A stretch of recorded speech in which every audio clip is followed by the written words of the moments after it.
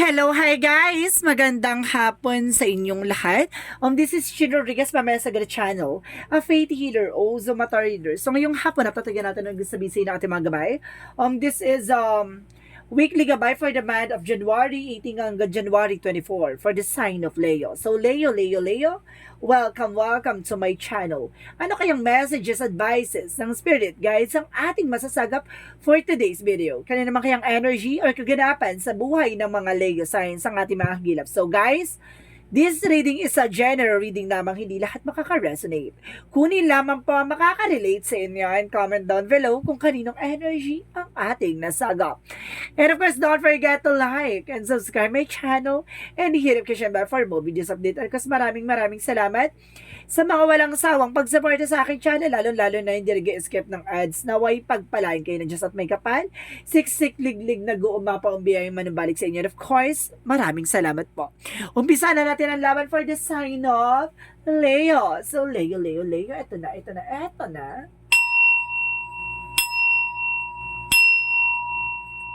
Angel Spirit Messages, give me an information. Ano kayang masasagap na natin ngayon, no? For this week. So, ano kaganapan sa buhay mo? Oh my God! The Ten of Swords, backstabbing, betrayal. At the same time, my God, traitor. Mag-ingat ha, baka there's a possible na may tumatraidor or may naninira sa'yo. And that's the Emperor, no? Being mature enough, no? Kumbaga maging mature ka, wag kang papatol, no? Kumbaga pag nakilala at nalaman mo na dead ma, no? Umiwas, kumalma. And the Three of Swords in reverse, there's a recovery. At least hindi ka na magpapabudol o hindi ka na nila ulit maiisahan. At least aware ka na, no? Kumbaga yan pagbabackstab na yan, at least kumbaga binigyan ka ng lang lesson dyan, no? So let's see what is additional messages. Additional messages and just spirit guides. Additional messages and just spirit guides. So there's a Five of Swords. So there's a self-sabotage. Maging aware. Baka ito yung verbal expression na baka ito yung magdala sa iyo ng kapahamakan, or else baka gumawa kumbaga machismisan ka or gano'n. Kumbaga sinasabi sa iyo dito, mas maganda yung nananahimik ka at huwag kang pumatol, no? Pumili ka ng laban na ilalaban mo. So let's see what is additional messages. And of course, there is a page 1. So there's a good news. May magandang balita ka dito, no? Marami ka malalaman dito. At kumbaga magdadaan, there's a new fresh ideas at the same time. And there's a needs of one. So there's a new beginning coming in for you. No? New proposal, new job, new beginning. So there's a lot of new coming in for you. With the Two of Pentacles represent the Ten of Swords. No? Kumbaga maging balanse ka. Emotional, practical, material, or spiritual. So kumbaga pagdating sa mga betrayal na yan, kumbaga maging balanse ka. Marunong kang kumalma. At marunong ka. Kasi the more tayo na parang nandun tayo sa emotional no? Nandun ka sa, kumbaga nagiging emotional ka, mas lalo kang nagiging aggressive at nagiging padalos-dalos. So ibig sabihin this time, kumbaga maging mahinahon ka. Ang Leo kasi, kumbaga, ang Leo is very resilience, no? Kumbaga tahimik lang yan na kung kumilos at gumalaw, pero grabe ang kung dumakma. Ganon, dapat ganon ka. No? Ang ending kasi minsan nagiging padalos-dalos na nagkukos sa'yo ng failure. So let's see what is the Emperor.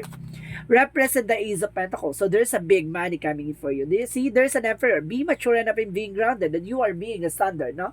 Kumbaga magiging boss ka. Paano ka kumbaga ang mga successful na tao, marunong yan makiramdam, marunong yan kumalma. Hindi yan basta pumapatol basta-basta. Kumbaga sinasabi sa'yo dito na, or kuya ha, yung pag sinasabi ko ano lang yon, kumbaga expression lang yun ha, huwag kayong ano dyan. So there's a possible the Ace of Pentacles kasi na sinasabi dito na kumbaga maging mature ka sa kumbaga sa mga tao sa paligid mo, no? Pag nag-betray or something, niloko ka, nag-cheat or nag-lie sa'yo or something, kumbaga gumawa sa'yo na against sa'yo or something tap, no? Kumbaga sinasabi sa'yo dito, at least alam mo na, nadala ka na, kumbaga there's a lesson. So ibig sabihin, magkakaroon ka ng something distansya or magkakaroon ka na ng boundaries doon, di ba? You know, you need, kumbaga, you know your worth, no? Alam mo yung, kumbaga, kung yung grounds mo, no? Alam mo ko yung kumbaga at least hindi ka mag-expect sa kanya. No, ganon. Kumbaga, let's see what is the Three of Swords in reverse. At the same time, there's a Four of Wands. So, there's a celebration. At the end of time, magkakaroon ka ng celebration. No, kumbaga, makukuha mo yung what you deserve. No, hindi ka makaka-recover dito. And of course, there's a six of Swords. Transition. Makakaalis ka sa situation, no? There's a transition, maaaring there's a relocation or something. And the star card. So, may magandang balita dito na magdala sa'yo ng hope, miracles, healing, and happiness. So, let's see what is the Ace of Wands. Represent the Page of Cups. No, makinig ka sa intuition and gut feeling mo. Kumbaga, bibigyan ka ng something, kumbaga, pakiramdam na kung ano yung kailangan mong gawin, kung ano yung kailangan mong unahin. So, magkakaroon yun ng, kumbaga, gut feeling sa'yo or something na inner, kumbaga, utos ng inner voice. Gano'n. So, let's see what is the Ten of Swords in the Two of Pentacles. So, there's an Ace of Pentacles. So, there's an love life, no? May bagong pag-ibig na papasok dito, no? Maaaring, kumbaga, niloko ka from the past. So, this is the moment na maaaring magkaroon ng balance sa'yo, no? Kumbaga, magiging, kumbaga, hindi ka na basta-basta mahulog, no, sa tao na yan or sa mga tao sa paligid mo. Kumbaga, marunong ka ng makiramdam. Kumbaga, getting to know each other. Wag sunggab ng sunggab. So, let's see what is the Emperor and the Ace of Pentacles. Represent the King of Wands. Control. Stability. So, ibig sabihin dito, kontrolin mo yung emotions mo, no? Kontrolin mo yung bagay-bagay sa'yo. At the same time, there is a Seven of Wands. Protect your power. Protect your energy. Protectionan mo yung grounds mo.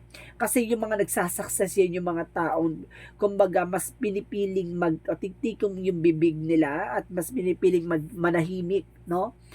Kaysa pumatol, no? At protectionan kung ano man ang meron ka. Mag-set ka ng boundaries. At least at alam mo na yung magiging grounds mo. So, let's see what is the Five of Swords and of course the Six of Swords.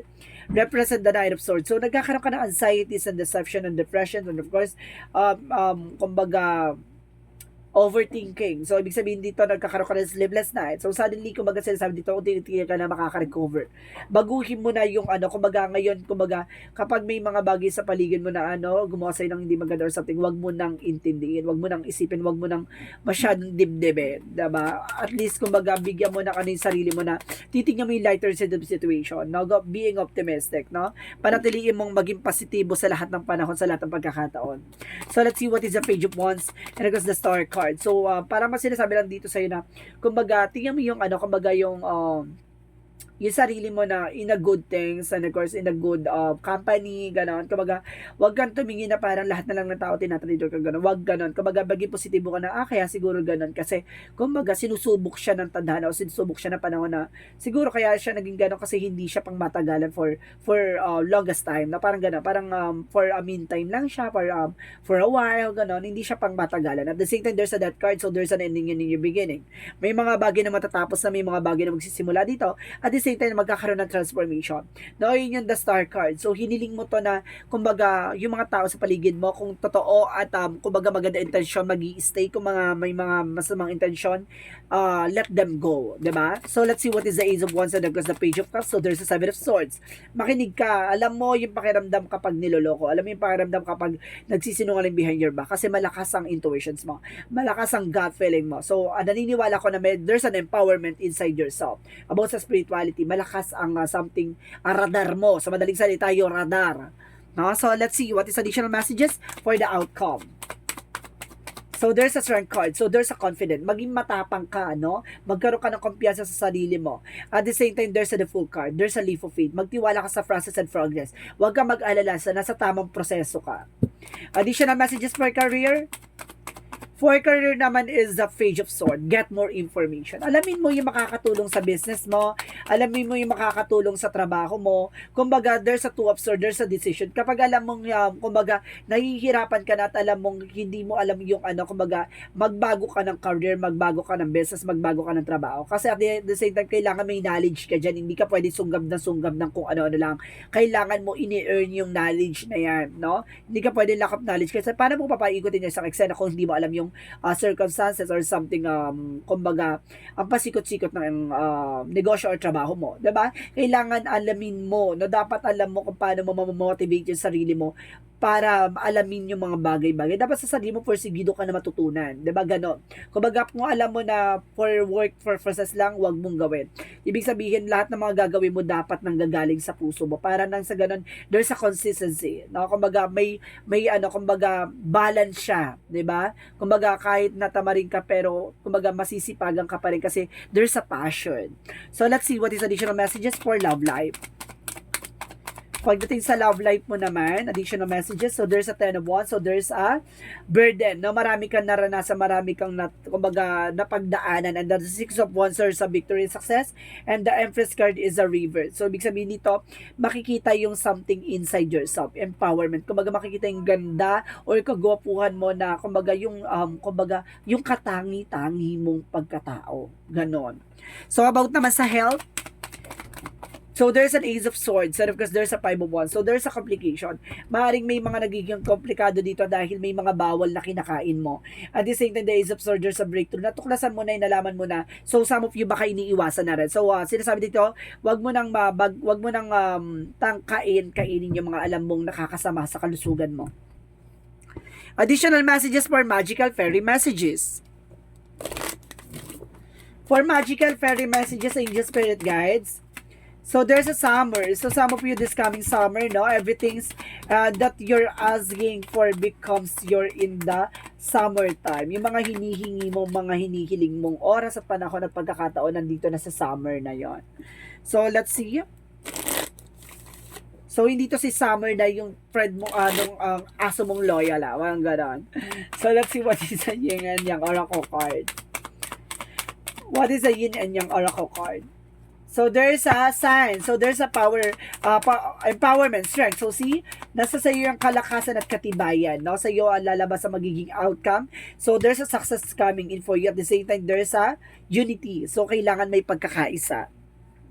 No? So, let's see what is additional messages for angel spirit guides. For angel spirit guides, angel spirit, let's give an information.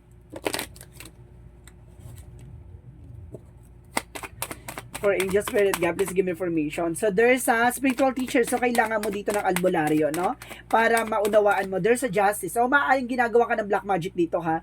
Kasi there's a justice as spiritual teacher. So, kailangan mo ng albularyo at makukuha mo yung good karma sa'yo. Ibig sabihin, ginawa ka dito ng pampamala, sumpa, no? So, additional messages. So, there's a yoga. So, kailangan mo rin ng exercise dito, no? At of course, kailangan mo magpapawis. Baka ginawan ka na maraming lamig sa katawan. Kaya parang there's a 10 of sword pa lang dito pa lang sa unang baraha, maraming maraming nakatarak sa likod mo. Baka nananakit yung likod mo or some of you baka maraming parang nakatusok sa katawan mo ganon. Parang pakiramdam mo ganon. There's a past life relationship. Ibig sabihin dito, pagdating sa relationship, matatagpuan mo na yung true love mo or natagpuan mo na yung true love mo kasi there's a past life relationship. Maaaring kumbaga yung asawa mo or person mo ngayon, maaaring siya na yung dating nakasama mo, no? Yung past life mo, nung nakaraang buhay mo. Ganon. So, let's see what is Archangel Raphael messages. So, there's a divine intervention. Paalala ng ating divine. No, binibigyan ka ng signs o synchronicities ng ating divine na kailangan mong magtiwala at maniwala sa sitwasyon mo. No? Kumbaga, alamin mo at tuklasin mo yung nangyayari behind your back. So, let's see what is additional messages. And of course, there's a happiness. So, there's a information na magiging masaya ka. And of course, at the same time, there's a forgiveness. No? May kapatawaran dito. No? Kumbaga, bitawan mo at pakawalan mo yung mga puot at kumbaga, galit, no, na tangi dyan sa puso mo. No? Kailangan mong pakawalan, bitawan yan. Kasi magsisilbi siyang blockages. And there's a workaholic. Some of you, no, kumbaga talaga nakatutok sa trabaho o negosyo. And there's an peace, no? May humaharang talaga dito sa swerte mo or may humaharang sa'yo para hindi mo maisakatuparan lahat ng plano mo. No, binabackstab ka, tinatraidor ka, kung nagtatrabaho ka, hinaharang tong promotion mo or either hinaharang to para mag-success ka or may hinaharang sa'yo para, 'di ba, hindi makita yung worth mo or something yung ginagawa mo. Pagdating naman sa business, kumbaga mayroong taong humaharang ng mga customer or clients mo, kaya parang ang tumal-tumal o parang bakit parang ang hina ng pasok na magandang kapalaran sa'yo. Archangel Michael, messages. And of course, there's a be gentle with yourself. Huwag mo masyado pinipressure yung sarili mo, ha? And you and your loved ones are safe. Na pagdating sa mga mahal mo sa buhay, safe naman daw. At the same time, make a commitment, no? Kung gusto mo yung ginagawa mo, commit. No? Mag-commit ka dyan. So, kumbaga in general, tong make a commitment, ha? Relationship, in all aspects siya. Relationship, love life, career, ganon. And so on. So, let's see what is the Montology. Step out of your comfort zone. Kailangan mong umalis sa kinakatakutan mo, sa pinangangambahan mo, sa kumbaga sa nagbibigay sa iyo ng takot, ganon, pangamba. So let's see what is additional messages. So there's the communication is the key. So kailangan mo ng communication dito, no? And look at the bigger picture. Titingnan mo dito yung lighter side of situation. Yung kumbaga 5 years, 10 years from now, kung nasa ka na sa situation, ganon. Kumbaga ano yung magiging development mo ng kumbaga ng buhay mo sa mga susunod na panahon, ganon. Kumbaga ganon ka dapat tumingin. So let's see what is additional messages. So there's an elemental kingdom by balance. So kailangan mo maging balance. And there's a journey. So talagang mararanasan at papagdadaanan mo to kasi journey mo to, and there's a trouble, no? May trouble ka dito. Additional messages. So there's a summer taking action. So kailangan mong kumilos, kailangan mong magdesisyon, kailangan mong gumalaw. And there's a release. O may ahas talaga, may tridorty. Ayan, no, may ahas. O, kita mo? Oh, there's a snake. Kailangan mo tong alisin, kailangan mo kumbaga putulin. Yung kumbaga gumagawa ng balakid. So let's see what is the energy. Unang bara pa lang tridorty, no? Ahas. So let's see what is additional messages. So there's a happy family. Magiging masaya yung pamilya mo dito. And there's an attachment. So, kailangan, kumbaga, pahalagan mo yung mga bagay-bagay sa paligid mo. And there's a financial constraints, no? Kumbaga, some of you, kumbaga, nagkakaroon ng financial loss or financial struggles, no? Kumbaga, sinasabi sa'yo dito na keep going on. No? Tuloy mo lang yung ginagawa mo. Huwag mo no more drama, no more, kumbaga, overthink, no? Kumbaga, continue yung ginagawa mo. And of course, the cosmic heart. So, there's, make your life a moving prayer. So, kailangan mo ng devotion. Kailangan mo magdasal. Kailangan mo ng magdebosyon. Kailangan mo humingi ng gabay, kailangan mo humingi ng tawad, kailangan mo lumapit sa Panginoon, at kailangan mo humingi ng kumbaga ng gabay at paglilinis sa sarili mo. And a new earth, so it's happening, nangyayari na. Keep holding the vision. So tama yung hinala mo. No, yung may mga signs or synchronicities, and of course there's a inner voice or something, visions, intuitions, and of course there's kumbaga may mga bagay na nakita ka sa panaginip mo. Kumbaga sinasabi sa'yo dito na nangyayari na nga, no? So, let's see what is the Jesus loving quotes. Kaya magtataka ka, bakit parang nangyari na to, ganito, ganyan. Kasi, kung talaga, yes o oo, nangyari na yan. Kasi, kumbaga binigyan ka na ng sign na kumbaga, dinala ka niya sa kasalukuyan. So, sa hinaharap. So, there's a possible na, kumbaga, you are being gifted. No? Kumbaga, magpasalamat ka kasi mayroong, kumbaga, sign na sa'yo or divine intervention na parang binibigyan ka na ng warning. And ask it and shall be given to you, no? Kumbaga, hingiin mo sa ating Panginoon at of course, ipagkakalob sa'yo kung karapat-dapat sa'yo. So, let's see what is the angel's answer. Guys, hindi na tayo mag-iisip ng question ko ano yun. Kumbaga, titingnan natin yung magiging sasabihin ng baraha, no? Angel's answer, give me an answer for the question. A perfect timing. So, ibig sabihin dito, ibibigay sa'yo to ni God when God strikes, no? Talaga ipagkakaloob na sa'yo, ibibigay sa'yo. And there's a opportunity. Maraming oportunidad na papasok dito, no? Maraming bagay-bagay na ipagkakaloob sa'yo this time. And listen to your intuition. So, makinig ka sa hinala mo, sa iniisip mo, or either sa visions and of course, intuition and vibrations mo, no? Makinig ka sa gut feeling, makinig ka sa inner voice mo, no? So, let's see what is the angel's number. Angel's number represent 27, I am expressive. So, sinasabi dito, your mind is wide open and you are tolerant and compassionate towards all ways of life. Your value freedom of expression and want to improve the conditions of people, whether in your community, country, and of the world at the Lord. So, ibig sabihin dito, kumbaga kung ano yung nararamdaman mo, no, sasabihin mo, wala kang pakialam. Ganun siya. Kumbaga yung emosyon mo, yung mga bagay-bagay, kumbaga ganun kang tao no, prangka ka, pero sinasabi sa'yo dito na kailangan mo maging mahinahon. Kasi na sinasabi sa'yo dito, baka mag-cause yan ng self-sabotage, no? Maging aware ka sa magiging, yun nga, sinasabi ko diba kanina, verbal expression. Kasi, nagdudulot siya ng kapahamakan sa'yo, no? Baka chismis, gato ganyan, malagay ka sa alanganin. So, let's see what is the messages of life. Master of life. So, sinasabi dito, guys, I dedicate my strength to the divine with me, aligning myself with the true sovereignty of my life. My ego step aside as listen to my inner voice and accordance with the truth I hear. In this way, I become the master of life. I live in abiding humility, grace, and love for the glory of God. So, see, kumbaga ngayon, kumbaga naniniwala at nagtitiwala ka na sa bulong ng iyong gabay, no? Kumbaga, naniniwala ka na inilalayo ka sa mga bagay na ikapapahamak mo. Binibigyan ka ng mensahe or synchronicities para mailagay ka sa magandang sitwasyon at inilalayo ka sa mga sitwasyon na alam niyang ikipapahamak mo. So, this is a weekly gabay for the month of January 18 hanggang January 24 for the sign of Leo. So, Leo, maraming salamat for your wonderful reading. So, once again, this is Chin Rodriguez from Masagari Channel, a faith healer, also mata reader. Maraming salamat sa mga walang sawang pag-support sa aking channel, lalo-lalo na hindi nag-escape ng ads, na way pagpalain kayo ng Diyos at may kapal, siksik-liglig na gumapaw ang biyay manabalik sa inyo. Of course, once again, this reading is a general reading lamang, hindi lahat makaka-resonate. Kunin lamang pa makaka-relate sa inyo and comment down below kung kaninong energy ang ating nasagap. Don't forget to like and subscribe my channel and hit notification bell for more videos update. And of course, maraming salamat guys sa mga walang sawang pag-suporta and see you in the next video. Bye-bye and babush!